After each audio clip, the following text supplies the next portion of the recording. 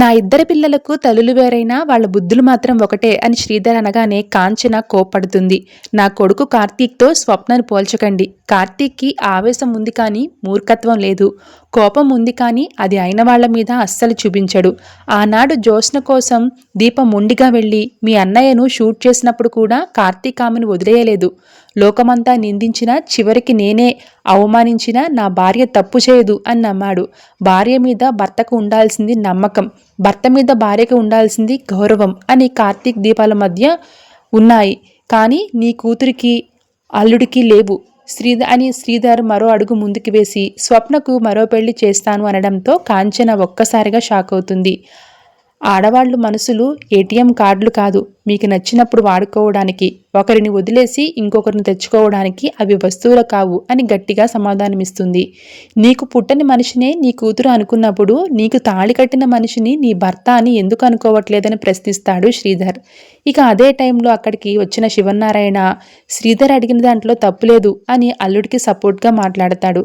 దాంతో కాంచన చాలా కోప్పడుతూ ఉంటుంది. తన కూతురు కాంచన పడుతున్న వేదన చూసి శివనారాయణ బాధపడుతూ ఉంటాడు.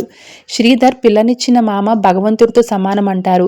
నీ కూతురు సంతోషం కోసమే నేను ఆలోచిస్తున్నాను, కానీ తండ్రిగా ఒక కూతురు జీవితాన్ని చక్కదిద్దలేకపోతున్నాననే బాధ ఉందని కాంచనాన్ని చూసి శివనారాయణ బాధపడుతూ ఉంటాడు. నాన్న, మీరు నా గురించి బాధపడకండి. మీరు ఒక తండ్రిగా మీ బాధ్యత నెరవేర్చారు. ఒక యోగ్యుడైన వాడికి చూసి నాకు పెళ్లి చేశారు. కానీ స్వప్న పరిస్థితి వేరు. తన భర్త తన తండ్రిని మోసం చేశాడన్న కోపంతో ఆమె విడాకులు కోరుకుంటుంది. ఒకవేళ స్వప్న విడాకులు తీసుకుంటే కాశీ మరో పెళ్లి చేసుకుంటాడు. స్వప్నకి మీరు ఇంకో పెళ్లి చేస్తారు. కాశీ తప్పు తెలుసుకున్న మనిషిగా ఆ మరో భార్యగా బాగానే ఉంటాడు. కానీ ఆవేశంతో మొదటి బంధాన్ని వదులుకున్న స్వప్న బంధం విలువ తెలియకుండా రెండో వ్యక్తిని కూడా వద్దంటే అప్పుడు మూడో పెళ్లి చేస్తారా అని ప్రశ్నించేటప్పటికి శ్రీధర్ నోరు మూయించేస్తుంది కాంచన. ఇంతలో కార్తీక్ దీపాలు ఇంటికి వస్తారు. ప్రతిరోజు ఈ పంచాయతీ ఎందుకు పెడుతున్నారు? మా అమ్మని ప్రశాంతంగా ఉండనివరా అంటూ తండ్రిని కార్తీక్ అడుగుతూ ఉంటాడు. దాంతో శ్రీధర్ కాంచనాయే కాశీ స్వప్నాలను కలపాలని అనుకుంటుంది అని అంటూ ఉంటాడు. నిజం చెప్పాలంటే మిమ్మల్ని నేను వద్దు అనుకున్నాను, కానీ మీ నుంచి విడాకులు ఎప్పుడూ కోరుకోలేదు. ఆవేశానికి ఆదర్శానికి తేడా స్వప్నకు తెలియాలి అని కాంచన అంటుంది. అప్పుడే శివనారాయణ కల్పించుకుంటాడు. పిల్లలకు ఎప్పుడూ పెద్దవాళ్లే ఆదర్శం కాంచన. మీరు విడిపోయి వాళ్ళను కలవమంటే ఎలా కుదురుతుంది? మీరిద్దరూ ఒక్కటే అవ్వండి, అప్పుడు వాళ్ళిద్దరూ కూడా తమ దారిని తాము వెతుక్కుంటూ ఒక్కటవుతారని శివనారాయణ సలహా ఇస్తాడు. నేను నా జీవితమంతా బంధాల కోసమే తాపత్రయపడ్డాను. సవతిని తోబుట్టువులా చూశాను. ఆమె కూతురుని నా కూతురిలా ఆదరించాను.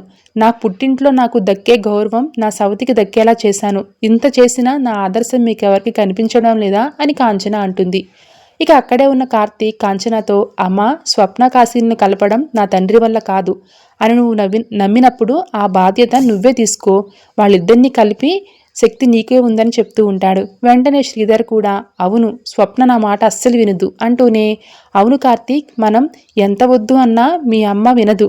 ఈ కథకు శ్రీకారం చుట్టింది తనే కాబట్టి ఈ గందరగోళానికి ముగింపు కూడా తనే ఇవ్వాలి. ఆ నమ్మకం నాకుందని శ్రీధర్ చెప్తాడు. దాంతో స్వప్న కాశీల చర్చ అక్కడితో ముగుస్తుంది. Thank you so much for watching.